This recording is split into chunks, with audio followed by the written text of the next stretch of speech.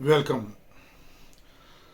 दोस्तों, आज का मुद्दा है कि मेरे जो एनआरआई दोस्त हैं ना, भाई हैं, वीर हैं, यूरोप, अमेरिका, कनाडा, ऐसे देशों में उनके बहुत मैसेज आए मुझे इन दिनों में। कहते बंदा तो ला का है, पर अफसोस है कि इंसाफ की बात नहीं करता है। मैंने कहा भाई साहब, आप जैसे जितने भी अमीर और सियाने बंदे हैं अपने बच्चों को इन वेस्टर्न अमीर कंट्रीज में सेटल कर रहे हैं इसी उम्मीद के साथ कि इस वहाँ सिस्टम फेयर है, इंसाफ की उम्मीद है। तो आप कैसे कंप्लेन कर सकते हो कि इंसाफ है या नहीं है? तो मेरे एनआरआई भराओं ने कहा, कहते तुम्हें ना दूसरे की थाली में लड्डू कुछ ज़्यादा ही बड़ा दिख रहा है। कहते इंसाफ किसने दिलाना है? इंसाफ दिलाना है लोगों के चुने हुए रिप्रेजेंटेटिव्स, जो बाद में मंत्री वगैरह बन जाते हैं। उन्होंने देखना है कि गरीब का दर्द समझा जाए और गरीब के साथ इकोनॉमिक जस्टिस सबसे ज़रूरी जो है वो किया जाए।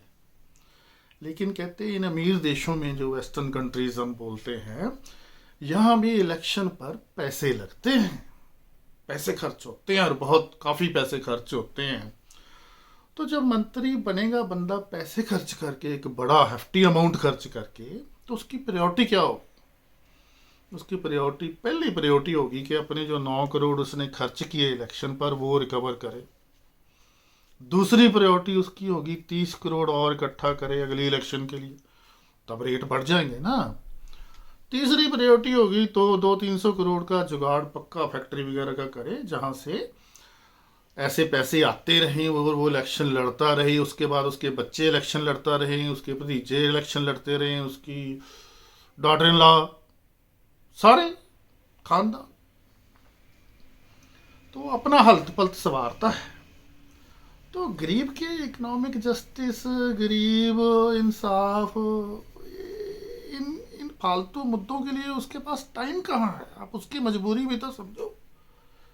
उसने पैसे लगाए हैं वो रिकवर करने हैं। वो हमारे यहाँ क्या कहते हैं, पैसे देकर गज बढ़वाया है, एहसान किस बात का? तो हमने कहा भाई बात तो ठीक है, ये एनआरआई ब्रदर जो बोल रहे हैं, दोस्त, भाई, बंधु। तो हमारे यहाँ एक कहावत है, कहते जननी जने तब भगत जन, नहीं जा दाता जा सूर, नहीं तो जननी बांझ रहे काहे गवायो नूर। मतलब औरत अगर बच्चे को जन्म दे तो जाता वो तपस्वी हो बच्चा, जहाँ दाता हो जो डोनेशन देता है, जहाँ सूरमा हो। नहीं तो क्यों मतलब रिस्क लेती है इतना बड़ा? पहले बच्चे को जन्म देना बहुत बड़ा रिस्क होता था, तब की कहावतें हैं।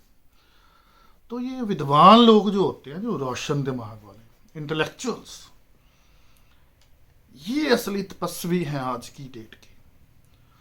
तो मैंने कहा भी इस समस्या का जो एनआरआईज ने क्वेश्चन पुटअप किया है, तो इंटेलिजेंट दोस्तों से पूछते हैं।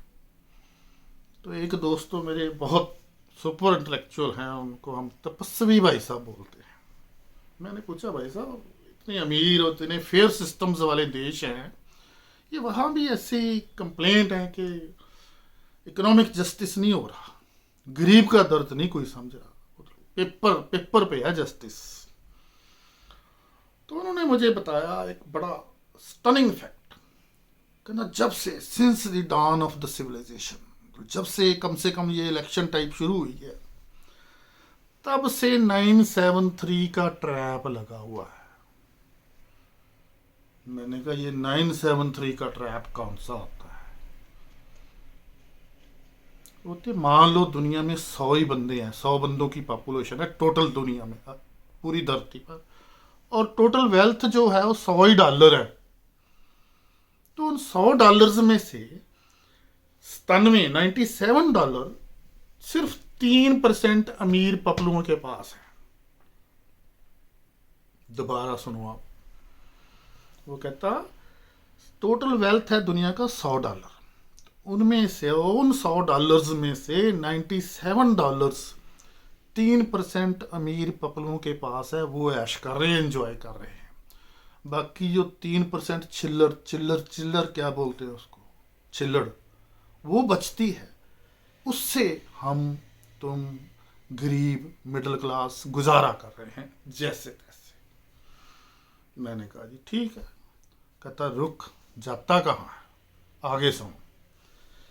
कहता ये जो 3% अमीर पपलू हैं ना जी, इन्होंने ये इंश्योर किया कि इलेक्शन को कमर्शियलाइज कर दो।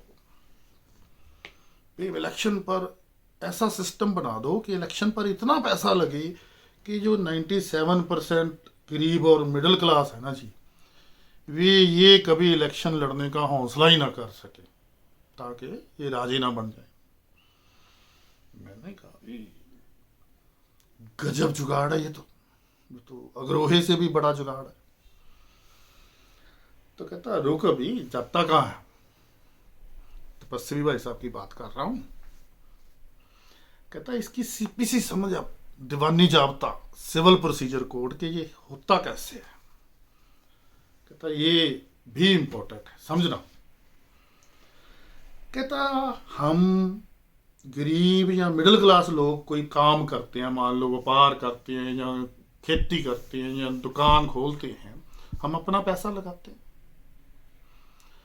मेहनत भी हम ही करते हैं, जब हायर करते हैं बंदे तो उसके पैसे देते हैं, रिस्क भी हमारा ही होता है अगर धंधा फेल हो जाए तो कुल मिला के जो कहावत है कि हर बंदे को अपनी सलीब खुद उठानी पड़ती है, जैसे ईसा मसीह को अपनी सलीब खुद उठानी पड़ी थी, गरीब और मिडिल क्लास लोग अपनी रोजी की सलीब खुद उठाते हैं। मैं क्या जी ठीक है चलते हैं। कहता रुक बेटा, जत्ता कहाँ है, आगे सुन। कहता जी यो 3% अमीर पपलू है ना, ये ईसा को नहीं मानते, ये ईसा को फॉलो ही नहीं करते। कहते हैं हम नहीं अपनी सलीब उठाएंगे। कहते ये गरीब और मिडिल क्लास किस काम के लिए हैं, इनको क्यों पाल रहे हैं। मेरे पैरों थले जमीन खिसक गई। कहता रोक अभी जमीन को, आगे सुनो। कहता मान लो इन 3 पपलुओं में से एक ने 27,000 करोड़ की इन्वेस्टमेंट करके कोई फैक्ट्री लगानी है, तो सबसे पहले उसको जमीन चाहिए। तो जमीन उसको सरकार फ्री देती है आमतौर पर, सभी वेस्टर्न कंट्रीज में, सभी में ऐसा ही है। वो ये सोच के देती है कि इतनी बड़ी फैक्ट्री लगाएगा तो वहाँ गरीबों को, मिडिल क्लास को रोजगार मिलेगा, ये सोच के पब्लिक प्रॉपर्टी में से उसको जमीन दे दी जाती है। और पब्लिक प्रॉपर्टी किसकी है, 97% की गरीब और मिडिल क्लास लोगों की मालकी है पब्लिक प्रॉपर्टी कानूनन। अब अमीर पपलुओं को पब्लिक बोलेंगे तो उनकी बेइज्जती हो जाएगी ना, उनको हम पब्लिक नहीं बोल सकते। फिर कहता है उनको फिक्स कैपिटल चाहिए फैक्ट्री का शिकंजा खड़ा करने के लिए, ढांचा, स्ट्रक्चर, बेसिक स्ट्रक्चर। कहना उसके लिए वो आईपीओ निकालते हैं, क्या होता है वो, पब्लिक इशू। मुझे ज़्यादा पता नहीं है, मैं लफ्ज़ ठीक बोल रहा हूँ कि नहीं। शेयर जैसी चीज़ होती है, वो इनवाइट करती हैं कंपनियां कि आओ हमारे शेयर खरीदो, आज 100 के खरीदोगे, कल को हो सकता है ये 1000 के हो जाएं। तो वो शेयर फिर कौन खरीदता है, ये अमीर गरीब, ये 3% अमीर पपलू नहीं खरीदते, वो हम गरीब और मिडिल क्लास ही खरीदते हैं, लालच के अंदर कि शेयर का रेट बढ़ जाएगा और हम अमीर हो जाएंगे। लेकिन जुए से कोई बना देखा है, देखा हो तो बताना, किसी का ये बुद्ध वाली उंगली ज़्यादा ही बड़ी हो, स्पेकुलेशन में पैसे बना गया। तो फिर उसको ये अब फिक्स कॉस्ट तो आ गई जी, शेयर हमने खरीद लिया। फिर उसको चाहिए रनिंग कॉस्ट, रोज के खर्चे। ये असली खर्चा होता है फैक्ट्री चलाने के या कोई भी बिजनेस चलाने के लिए।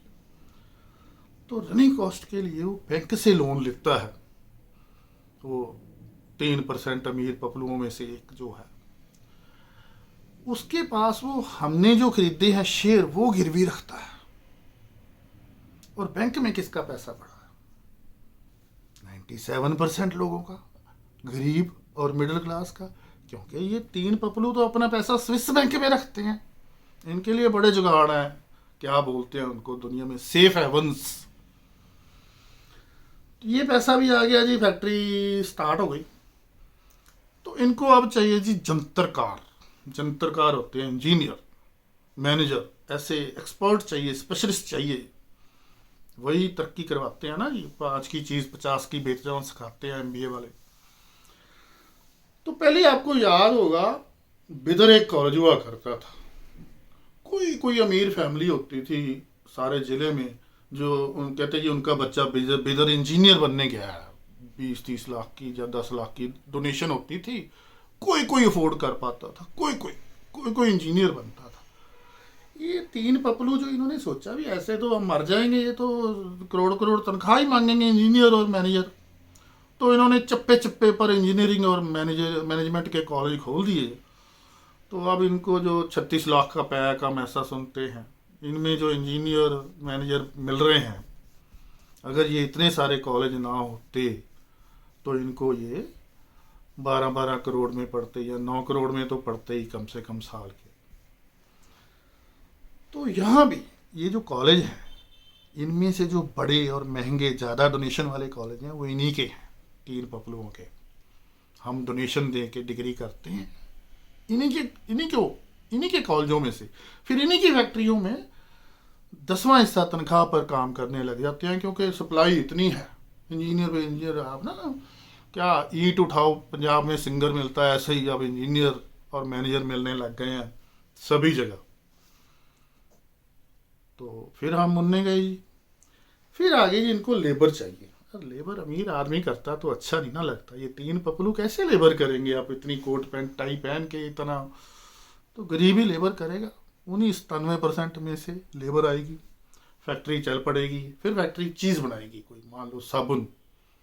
पहले बड़ी बड़ी चीज़ें बनाते थे, आजकल सियाने हो गए हैं, जिस चीज़ को हर बंदा यूज़ करता है ना वो बनाते हैं। तो साबुन आज में जितने सोप देखे हैं ना मार्केट में, उनको यूज़ कौन करता है, खरीदता कौन है, कस्टमर कौन है इनका? हम 97%। क्योंकि जो साबुन की ऐड आप सुनते हो ना रोज़, अगर ये साबुन अमीर आदमी खुद लगाएं तो इनकी सारी नस्ल को एक्जिमा हो जाएगा और बड़े से बड़े स्टीरॉयड से भी नहीं हटेगा। चलो जी, फिर आ गया रिस्क, पैसा लगाने का रिस्क, फैक्ट्री चलाने का। ऊपर हमने देखा कि हमारी ज़मीन, व्यापार, दुकान का रिस्क हमारा है, तो इनका रिस्क नहीं होता, ये स्लीव खुद नहीं उठाते। मान लो कंपनी फेल हो गई तो हो जाए, इनका क्या, एक सिस्टम होता है वाइंडिंग अप। इसमें ट्रिब्यूनल टाइप फैक्ट्री की सारा सिस्टम बेच देता है। मान लो 3 करोड़ का बिका, लेकिन लोगों ने 10 करोड़ के शेयर खरीद रखे हैं, तो ये बोलेंगे ये आपका बनता तो 1 रुपया था, लेकिन सारा माल बेच के इतने ही मिले हैं क्योंकि कंपनी फेल हो गई, तो ये लो 30 पैसे, आपका क्लेम सेटिस्फाइड है। तो कंपनीज पर शायद ये 420 का कभी फ्रॉड का एलिगेशन नहीं लगता, शायद देखना आप। तो असल में कंपनियां बड़ी कभी फेल नहीं होती, फेल तो गरीब लोग होते हैं, आपको पता ही है, या मिडिल क्लास होते हैं। ये इन्होंने पहले ही उनमें से करोड़ों रुपए निकाल के किसी और बड़ी फैक्ट्री में, किसी और देश में लगा देते हैं और उस कंपनी को फेल कर देते हैं जिसके पल्ले अब कुछ ना रहा। तो ये उन्होंने कहानी बता दी सारी, तपस्वी भाई साहब ने, बुक थी उनके पास कोई। तो मैंने पूछा ये 973 का जो ट्रैप है आपने बताया, 97% और 3% यही है ना, इसमें कसूर किसका है? तो भाई साहब बोले कि हमारा, गरीब और मिडिल क्लास लोगों का। मैंने कहा कमाल करते हो भाई साहब, आप ऊपर से लेकर नीचे तक और तीन पपलुओं को इतनी गालियां निकाल रहे हो, अब कसूर गरीबों का निकाल रहे हो। कहता नहीं हमारा ही है। कहता हम वोट डालने के पैसे लेते हैं, शराब पीते हैं, चिट्टा पीते हैं, धर्म देख के वोट डाल देते हैं, जात देख के वोट डालते हैं, कुल मिला के मतलब ये है कहता हम इलेक्शन पर कैंडिडेट का खर्चा करवाते हैं। तो तो जब इलेक्शन पर 9 करोड़ खर्च के अगला मंत्री बनेगा तो आप उससे इंसाफ की उम्मीद कैसे करोगे? हैं जी, कैसे?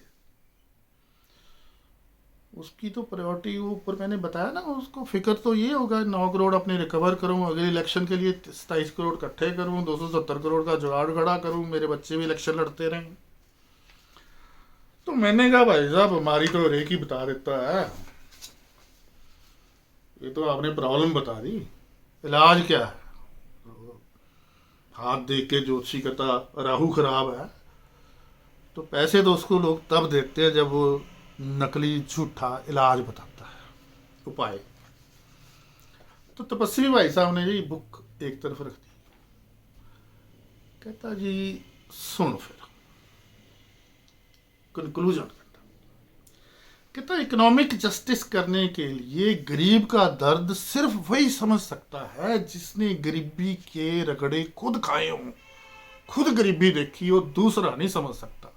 मतलब जो गरीब है वही गरीबी का दर्द समझ सकता है। Only the bearer can tell where the shoe pinches. कहता 6th-7th में ये कहावत होती थी, फिर भूल जाते हम, भूलन आ रहा है ना। कहता जिस तन लागे सो तन जाने, दूसरा कैसे बताएगा? अपने घर को आग लगेगी तब मैं देखूंगा कि ये आग है, दूसरा तो उसको बसंतर बोलता है। कहता 100 हथ रस्सा सिरे ते गंढ, मतलब 100 बात की एक बात ये कि सिर्फ गरीब ही गरीबी का दर्द समझ सकता है। मैंने कहा जी ठीक है। कहना रुक, ये तो सुन, करना क्या है? कहता करना ये है कि उनको बोल अपने NRI दोस्तों को कि वोट गरीब को डालो, क्योंकि वही तुम्हारा दर्द समझेगा। अब गरीबी का दर्द क्या होता है? अब कनेडा के कॉन्टेक्स्ट में देखें कि इंश्योरेंस के पैसे देने हैं, जो ठंडे घरों में हीट आ गई उसके पैसे देने हैं, बिजली, पार्किंग, कॉलेज की फीस, ग्रॉसरी, सारा कुछ, डाटा, मोबाइल बड़ा महंगा है वहाँ। कहता 20 दिनों की लेबर में से 20 घंटे शायद, तो 20 घंटे लेबर करके ये पैसे कहाँ से होंगे? ये है गरीबी का दर्द। ये उनको क्या पता जो क्या मुंह में क्या लेके जन्म वो पैदा होते हैं, क्या चांदी का चमचा। कहता रे माना अपना मूल पछाण।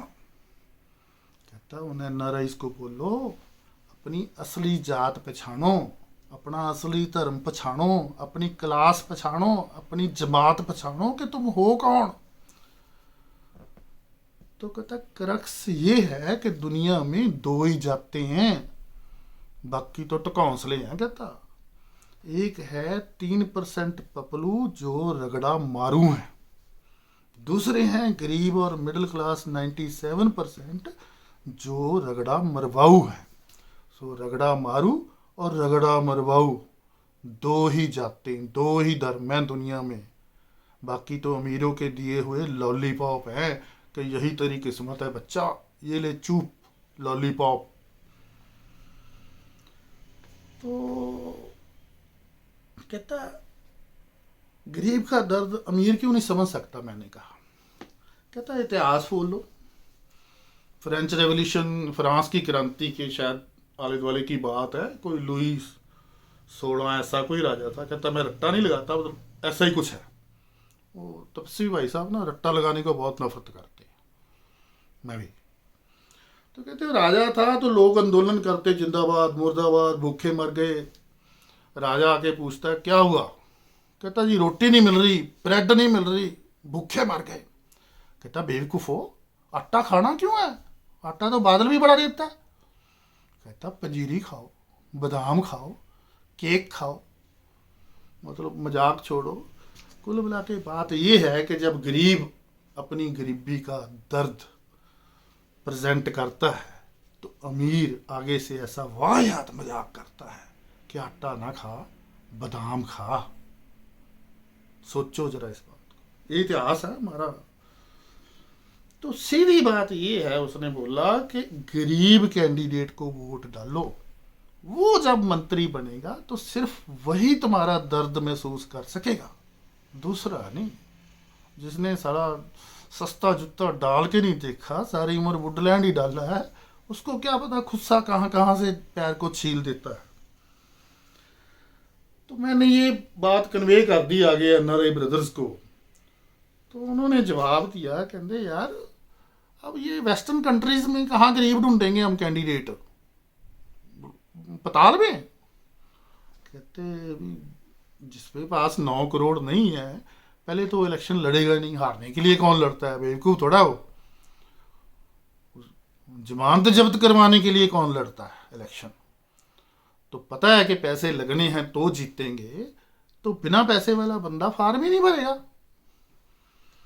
तो गड्ढा फिर फंस गया।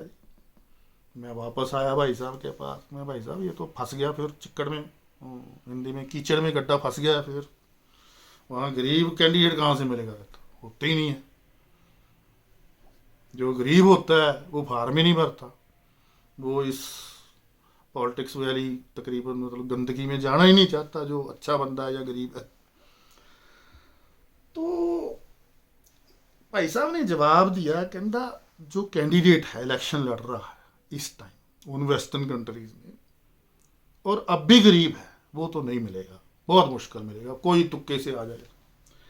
कहता वो मिल जाएगा जो कभी गरीब रहा हो, मतलब जिसने कभी ना कभी लाइफ में गरीबी देखी हो। अब अमीर हो गया कोई बात नहीं, लेकिन कभी तो गरीबी देखी, उसे एहसास तो है कि ये दर्द कैसा होता है जब फीस भरने के पैसे नहीं होते, या बिल भरने नहीं, या रोटी एक टाइम दूध मिलता है बच्चे को, कैसे रोता है वो। तो कहता जाते चोर की लंगोटी सही, जैसे महात्मा बुद्ध बोलते हैं, कहना चलो कुछ तो मिला, कुछ तो सीखा, तो कहना उसको वोट डाल दो जो कभी ना कभी गरीब रहा। तो वो शायद आपका दर्द उनसे तो बेहतर समझेगा 3% पपलुओं से। फिर इसकी उन्हें लीगल एक्सप्लेनेशन दी बड़ी शानदार। कहता जो कैनेडियन चार्टर है या वेस्टर्न कंट्रीज के सभी के जो राइट्स हैं, कहता है इनमें है इक्वल रिप्रेजेंटेशन, मतलब सभी को सरकार दरबार में बराबर का हिस्सा मिलेगा। कहता है इस हिसाब से तो जो मंत्री हैं उनमें से 97% गरीब या मिडिल क्लास से आने चाहिए, लेकिन ऐसा होता तो है नहीं। आमतौर पे वो 3% पपलुओं में से होते हैं। किसी गरीब का कभी तुक्का लग गया मिडिल क्लास का। तो कहता इसका इलाज सिर्फ यही है कि इसका कारण और इलाज दोनों कि एनआरआईज जो हैं, जहाँ ये वेस्टर्न कंट्रीज की जनता है, ये अपना धर्म नहीं निभा रही। धर्म वो नहीं होता हिंदू मुस्लिम सिख ईसाई, नो नो नो। धर्म होता है वास्तु स्वभाव। जैसे पानी का धर्म है, और जिस बर्तन में जाता है उसी की शेप ले लेता है, वास्तु का स्वभाव। तो हमारा धर्म, हम इंसान हैं तो हमारा धर्म है इंसानियत, और इंसानियत के बारे में हम सोचते नहीं है। हमारा धर्म इंसानियत है, ना कि कोई और। जो और समझते हैं ना, वो अंग्रेज अमीरों का दिया हुआ लॉलीपॉप है। तो कहता ये जो 3% हैं, ये इंसानियत के बारे में नहीं सोचेंगे, क्योंकि इनका डीएनए अलग होता है। कहता भी ये गुरु नानक की बात नहीं मानते कि वंड के छको। वंड के छको का यही मतलब है, equal distribution of wealth, economic justice. छोटा सा वर्ड, बात कितनी गहरी है। तो कहता भी आप, कहता मैं क्या धर्म निभाएं अपना।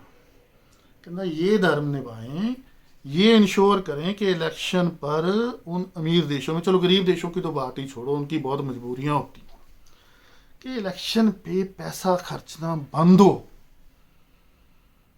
ताकि जो वोटर है वो सेल्फ रिस्पेक्ट हो, उसकी सेल्फ एस्टीम हो, वो आंखें मिला सके ऐसे सिर ऊंचा करके, उसको ये ना फील हो कि इसने पैसे देकर गज पड़वाया है।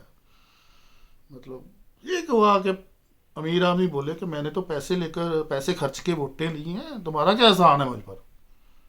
पैसा फेंक, तमाशा देख, क्या वो नाच मेरी बुलबुल के पैसा मिलेगा। तो हमें वो बुलबुल वाली पेड फीमेल वाली फीलिंग ना दो आप। हमारी सेल्फ रिस्पेक्ट रिस्टोर करो, ये इलेक्शन पे खर्चा करना बंद करो आप। हमें सेल्फ एस्टीम चाहिए और इकोनॉमिक जस्टिस चाहिए। कहना जब इलेक्शन पर खर्चा बंद होगा और 97% में से चुनकर मंत्री बनने शुरू होंगे, तभी तभी हम कह सकेंगे कि इंसाफ की बात कोई सोचेगा, इक्वल डिस्ट्रीब्यूशन ऑफ वेल्थ की बात सोचेगा, या इकोनॉमिक जस्टिस की बात सोचेगा। तो हम जुगों से ना, तपस्वी भाई साहब ने कंक्लूड किया, उनकी ना ये कहावतों की बड़ी वो है। कहते चिच्चड़ मारते तो हमें सदियां हो गई, चोटा नहीं मारते हम। जबकि सदियों पुरानी कहावत है कि चोटा मारो चिच्चड़ खुद ब खुद मर जाएंगे। इधर इधर की बातें करते हैं, इलेक्शन का खर्चा बंद नहीं करवाते हम, अपनी सेल्फ रिस्पेक्ट की इंश्योर नहीं करते कि सेल्फ रिस्पेक्ट हो हमारी। कैसे होगी जब हम पैसे खर्चाएंगे उसके। तो ये उन्होंने कंक्लूड किया कि इलेक्शन पर पैसा बंद कराओ खर्चना, और वोट उसको डालो जिसने कभी गरीबी देखी हो, उसका दर्द महसूस किया हो। वही, सिर्फ वही आपका दर्द महसूस कर सकेगा, वो भी शायद। को पता नहीं लगता ना बंदे के मन के बदलने का। तो ये उन्होंने कंक्लूड किया भी ये हमारे लिए एक चांस है, एक एस्केप प्लान।